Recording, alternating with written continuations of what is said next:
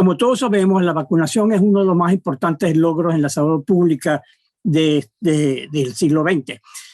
Voy a mostrar en las 4 láminas que siguen ejemplos del poder de la vacunación. Esta lámina muestra cómo la vacunación contra las enfermedades prevenibles de la infancia bajaron la mortalidad en casi un 100% o un 100% en muchas de las enfermedades en los Estados Unidos. La viruela fue erradicada gracias a una vacuna. En el año de 1967, la OMS inició la campaña intensificada de erradicación, de vacunación, que para el año 1977 logró la erradicación de la viruela, la única enfermedad humana que ha sido erradicada. Aquí pueden ver que el control de la polio en los Estados Unidos se logró gracias a la vacuna. En los años 50, a principios de los 50, se reportaban cerca de 40,000 casos paralíticos de polio en los Estados Unidos. Con la introducción de la vacuna de Salk, eso que es la inyectada, eso cayó a niveles muy bajos y luego básicamente se controló, se eliminó la poliomielitis en los Estados Unidos con la vacuna de Sabin. Ese esfuerzo para erradicar a la polio del mundo continúa y en esta gráfica que a mí me parece muy impresionante muestra como de 400,000 casos nuevos por año. En el año 85, hoy hay menos de 100 casos por año, pero todavía no hemos logrado erradicar esta enfermedad. Prácticamente todas las enfermedades infecciosas que se han erradicado o que se han controlado gracias a la vacuna. Y por eso es que existía la esperanza de que el desarrollo de una vacuna contra la COVID-19 era la forma más eficiente para controlar esta pandemia. Ahora bien, el desarrollo de vacunas toma tiempo y este gráfico muestra el tiempo que toma desde que el patógeno se descubrió hasta que la vacuna se licenció en los Estados Unidos. Y claro, en los tiempos modernos, en los últimos 50 años, ese tiempo ha sido generalmente de unos 10 a 20 años que toma para desarrollar una vacuna. Sin embargo, pueden ver aquí que el desarrollo de las vacunas para COVID tomó 11 meses. Ahora, el desarrollo de la vacuna es un proceso largo y complicado que tiene varias fases. En primer lugar, hay que identificar o por lo menos tener una hipótesis sobre cuál es la inmunidad protectora contra el SARS-CoV-2 y en este caso la hipótesis fue que los anticuerpos neutralizantes dirigidos contra la proteína de la espiga era el mediador de la protección. Luego hay que desarrollar los candidatos a vacuna con investigación de laboratorio, pruebas en animales de experimentación, pruebas clínicas en humanos que, como ustedes saben, pasan por la fase 1, 2 y 3. Hay que publicar los resultados, hay que obtener aprobación regulatoria. Una vez que ya se empiecen a administrar la vacuna en grandes cantidades de población, debe haber farmacovigilancia o fase 4, que es la vigilancia de los efectos adversos. Y el gran reto que tenemos es la manufactura en gran escala de la vacuna y su distribución alrededor del mundo. Ahora, ¿cómo se aceleró el desarrollo de vacunas contra la COVID-19? Bueno, básicamente 2 cosas se hicieron diferentes que con las otras vacunas del pasado. En primer lugar, se comprimieron los tiempos de las pruebas clínicas y de la manufactura de candidatos a vacunas. Y segundo, se desarrollaron varios candidatos a vacuna en paralelo en vez de secuencialmente. Este gráfico muestra en la parte superior el paradigma típico para el desarrollo de vacunas, que es secuencial. Ustedes pueden ver que se hace la investigación preclínica de laboratorio, luego de manera secuencial, fase 1, fase 2, fase 3, y cuando ya se tiene una vacuna que tiene eficacia, entonces comienza el proceso de manufactura. En el caso de COVID hubo 2 cosas muy diferentes. Una es que las fases clínicas se comprimieron sin sacrificar la rigurosidad científica o ética y también que se comenzó a manufacturar el producto incluso antes de saber si el producto era eficiente. Claro, eso se hizo con una inversión de dinero muy grande. Y como les mencioné antes, la otra cosa que se hizo diferente en el caso de la COVID es que varios candidatos a vacunas basadas en diferentes plataformas se desarrollaron en paralelo. Debo decir que hace un año muy pocos de nosotros pensaban que básicamente todas las vacunas que se estaban desarrollando iban a funcionar. Se desarrollaron varias vacunas con la posibilidad de que solamente 1, 2 o 3 de ellas fuera efectiva, pero fueron todas. Ahora, como les decía antes, todas las vacunas se desarrollaron para inducir anticuerpos neutralizantes contra la proteína S de la espiga. Ya Flor les mostró esta diapositiva. Y quiero llamar la atención aquí a este segmento que se llama el Receptor Binding Domain, o RBD, que es el dominio de unión al receptor, que es el que se acopla con el receptor, que es ACE2, para iniciar el proceso de infección. Mantengan esto en la mente porque más tarde va a contestarle algunas preguntas que tengan. Como ya todos sabemos, la inducción de estos anticuerpos neutralizantes entonces impiden la absorción del virus al receptor en la superficie celular. Ahora bien, varias plataformas se han utilizado para el diseño de vacunas o candidatos a vacunas que presentan al sistema inmune la proteína S. Van desde plataformas clásicas, por ejemplo, el uso de virus completo inactivado, virus atenuado, que no se han utilizado hasta ahora en humanos, en el caso del COVID-19, proteínas de subunidades o partículas parecidas a virus. Son las plataformas clásicas que se han utilizado por muchos años en la producción de muchísimas vacunas contra virus. Las plataformas nuevas utilizan vectores virales, adeno, vaccina, etcétera, ADN, o ARN mensajero y algunos más, y otras plataformas. Ahora bien, las plataformas nuevas que se han utilizado para generar vacunas que han sido aprobadas ya por agentes reguladores son el vector adenoviral, por ejemplo, la vacuna de Oxford AstraZeneca, que utiliza como vector un adenovirus de chimpancé, la vacuna Sputnik V, que utiliza dos vectores, adenovirus 26 y adenovirus 5, la de Johnson Johnson, adenovirus 26, CanSino, que es una vacuna china, el adenovirus 5.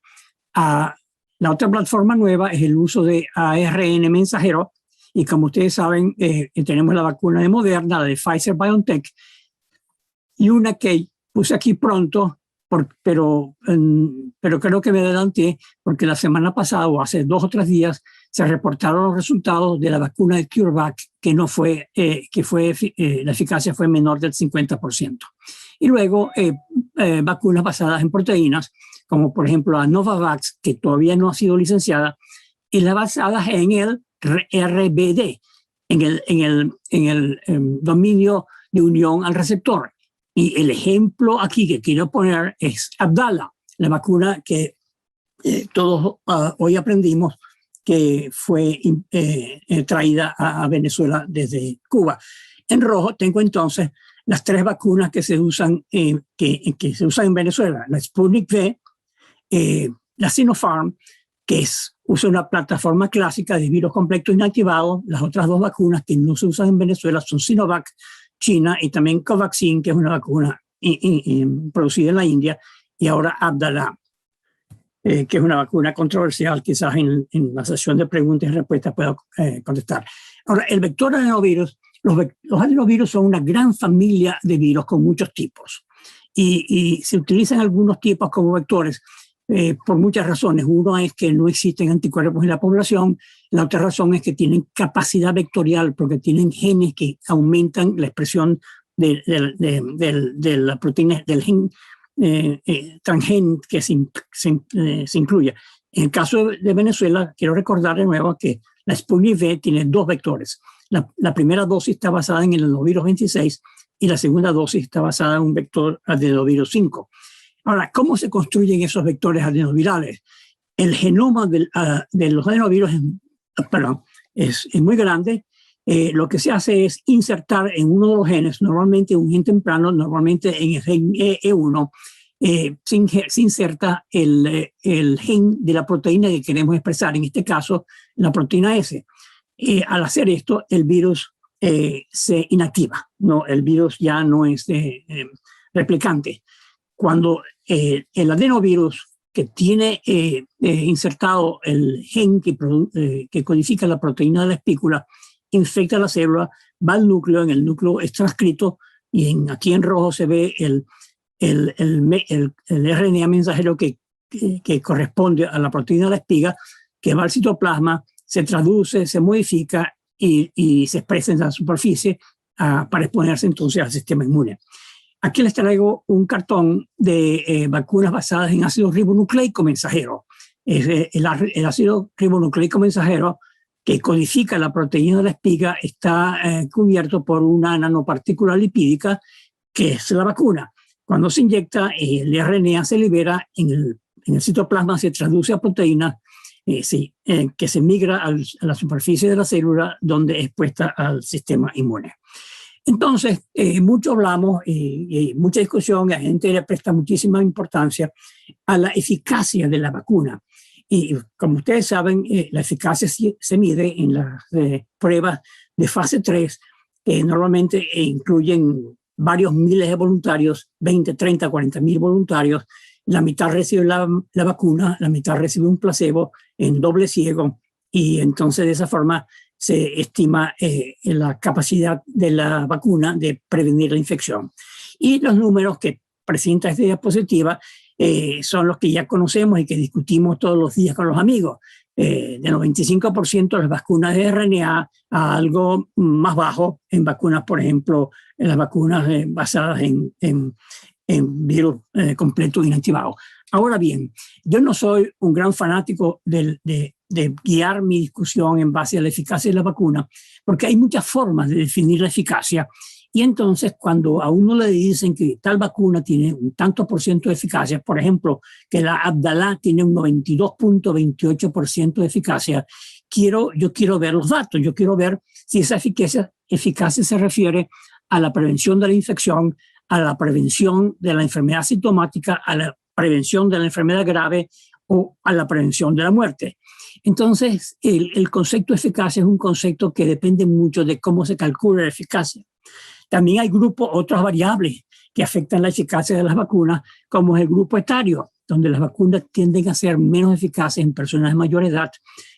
¿Cuál es la duración del seguimiento? Porque una vacuna que puede mostrar un 90% de eficacia después de un mes de seguimiento puede perder eficacia, y cuando se mide 6 meses después de la vacunación tiene bastante menos. El área geográfica y sobre todo la circulación de variantes. Y Flor en su presentación ya indicó que algunas de las variantes de preocupación que han surgido, sobre todo las que tiene la mutación ERIC, escapan a los anticuerpos producidos contra las variantes, contra el virus original. Escapan en sentido de que quizás no previenen la infección, pero hasta ahora pensamos que las vacunas existentes tienen una buena eficacia en proteger contra la enfermedad grave y contra la muerte, pero eso es algo que vamos a tener que ir monitoreando con el tiempo, y que probablemente en el futuro vamos a requerir el diseño de vacunas que complementen a las que existen ahora, basadas en algunas variantes. Y ya Flor mencionó que hay discusión sobre el uso de la variante beta como un refuerzo para las vacunas existentes. Ahora, las vacunas tienen dos propósitos principales. Uno es la protección del individuo vacunado. Yo me vacuno y yo quiero, porque quiero prevenir mi enfermedad y muerte. Pero también las vacunas tienen otro propósito, que es la protección de la sociedad, interrumpiendo la cadena de transmisión del virus a través de la inmunidad de rebaño. Ahora, como yo creo que este es un concepto que todo el mundo lo conocemos, un concepto basado en el número reproductivo o R0 de los virus. El R0 de los virus define la eficiencia con que una persona infectada transmite el virus a otras personas. Por ejemplo, aquí en el panel A vemos que esta persona infecta 5 personas, de manera que el R0 de este virus hipotético es 5. Claro, cada uno de ellos va a infectar a otros 5, y entonces así se establece la epidemia. Sin embargo, si nosotros vacunamos o protegemos a los que están alrededor de este caso índice, entonces se cae el R0 y puede caer a menos de 1, y si cae a menos de 1, la epidemia está bajo control. Aquí en el panel B muestran el R0 de diferentes enfermedades o diferentes infecciones. Rubiola, que tiene un R0 bastante alto, entre 6 y 9, polio 6, etc. En este caso se calculó que el COVID-19, el SARS-CoV-2, tiene un R sub 0 entre 2 y 4. Sin embargo, ya Flor nos dijo que algunas de las variantes, probablemente la variante D, puede tener un R sub 0 que es superior entre 5 y hasta 8, se ha especulado. Ahora, esto es importante porque el porcentaje de la población que debe vacunarse para establecer inmunidad de rebaño depende del R sub 0. Entonces, en el caso de la COVID, hemos calculado, la comunidad científica ha calculado que hay que vacunar aproximadamente al 70% de la población para establecer inmunidad de rebaño. Yo digo vacunar, pero en realidad, si vemos el panel C, lo que queremos es tener inmunidad en la población, en el 70% de la población. Y ya lo mencionó Julio en una de sus diapositivas. Esa inmunidad de rebaño se va a establecer tanto por el porcentaje de personas en la comunidad que han sido infectadas y que se han recuperado y que probablemente están resistentes a una reinfección, más las personas que deben ser vacunadas. Pero hay variables, como ya mencioné. En primer lugar, la efectividad de las vacunas usadas. Entre mayor es la efectividad de las vacunas usadas, el número de personas vacunadas necesita ser menor, pero si la vacuna no es muy eficaz, entonces quizás tengamos que vacunar un porcentaje más alto de la población. Y también hay que tener en consideración las variedades virales que escapan a la protección.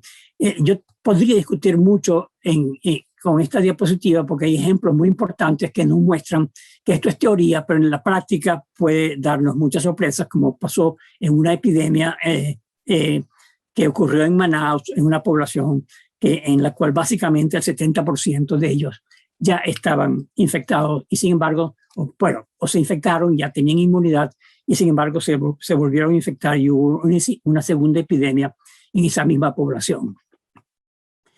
Ahora, el objetivo entonces es vacunar, ese es el paradigma que tenemos hoy, es vacunar lo más rápido posible para obtener cerca de un 70% de la población inmunizada para poder alcanzar la inmunidad de rebaño y frenar esta epidemia. Este es un gráfico que muchos de nosotros han visto muchísimas veces y es que el porcentaje de la población que ha sido vacunada en el mundo es muy bajo, con algunos casos muy interesantes, como el caso de Israel, en el que casi el 60% de la población ya está infectado. En Latinoamérica, Chile está infectado, el 33% está vacunado y ustedes pueden ver aquí. En Venezuela no se sabe, en los periódicos se discute que los venezolanos que hemos sido vacunados estamos entre el 1 y el 3% de la población, pero eso es más política que ciencia. Ahora, ya empiezan a aparecer en la literatura estudios de lo que llamamos efectividad. Eficacia es la medida que se obtiene de prevención de infección en las pruebas clínicas. Efectividad es la prevención de la infección en la vida real. Y este es el ejemplo recientemente publicado en Lancet de la efectividad de la vacuna. En este caso fue la vacuna de Pfizer en Israel. La vacuna se administró en este momento a finales de diciembre del año pasado y ya podemos ver, el artículo es bastante complicado, pero evidentemente demuestra que en el periodo de observación, que fueron los primeros 4 meses de este año, la población está protegida, no solamente aquellos que se vacunaron, sino personas que no se vacunaron, pero están protegidas por inmunidad de rebaño.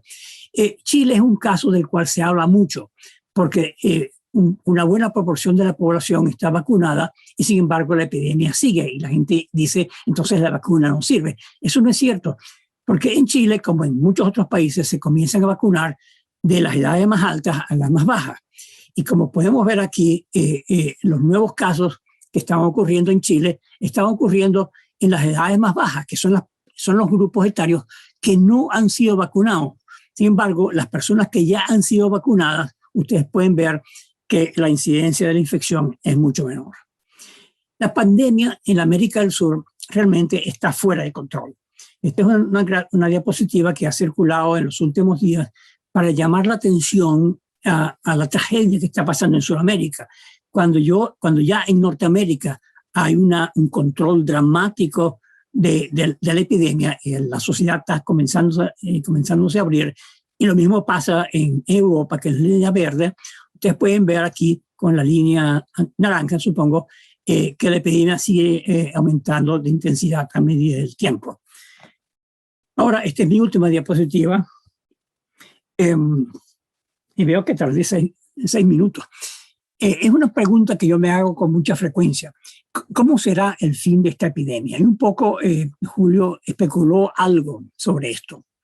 Hay 2 formas de ver cómo será el fin de la epidemia. Uno es la interrupción de la transmisión del virus. La erradicación, que es la ausencia del virus en cualquier parte del mundo, como es el caso de la viruela hoy en día. La erradicación de la COVID es altamente improbable. Este es un virus que no lo vamos a poder erradicar. Es posible que se pueda eliminar el virus en diferentes países y continentes de una forma gradual, y eso va a tomar muchos años dependiendo de las acciones que tomemos en este momento, básicamente dependiendo de la capacidad de poder vacunar esas poblaciones. Lo más probable es que la COVID va a hacer una transición de una enfermedad pandémica a una enfermedad endemo-epidémica, con la cual tendremos que vivir hasta cierto punto.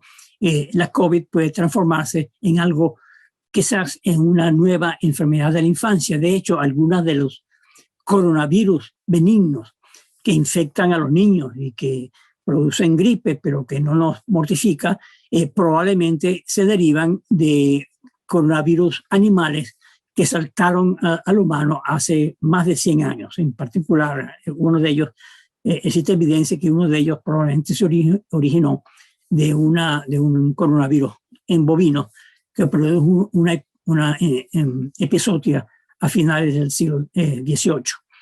Entonces, es totalmente posible que en el futuro nosotros podamos ver pequeños brotes epidémicos en poblaciones que no han construido inmunidad, pero también en nuevas cohortes de niños que tampoco han sido expuestas al virus.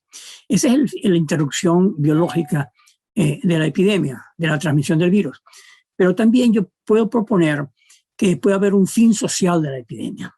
Y es que en un momento determinado haya fatiga de la epidemia y que la sociedad acepte convivir con la nueva enfermedad. Vacunando, ojalá tengamos para ese momento mejores drogas, etcétera, pero algo que nosotros nos acostumbramos a aceptar como un hecho de la vida, el que tenemos una nueva enfermedad que tenemos que lidiar. Eso va a llevar evidentemente a cambios en el comportamiento de la sociedad, cambios en la forma como nos reunimos, cambios incluso en lo que estamos haciendo ahora, de tener reuniones más virtuales que presenciales, etcétera.